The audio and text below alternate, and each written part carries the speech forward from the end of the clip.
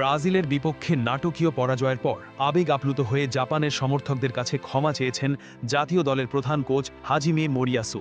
Match শেষে মাঠেই খেলোয়াড়দের একত্র করে তিনি হারের সম্পূর্ণ দায় নিজের কাঁধে তুলে নেন এবং সবার সামনে মাথা নত করে সমর্থকদের প্রতি সম্মান জানান। মোরিয়াসু বলেন, আমরা সমর্থকদের প্রত্যাশা পূরণ করতে পারিনি।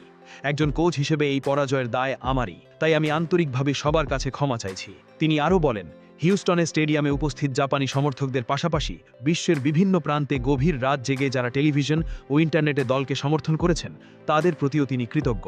বিশ্বকাপের অফিসিয়াল সম্প্রচারে দেখা যায়, বক্তব্য শেষে মোরিয়াসু খেলোয়াড়দের সামনে মাথা নত করলে দলের ফুটবলাররা করতালির মাধ্যমে তার প্রতি সম্মান জানান।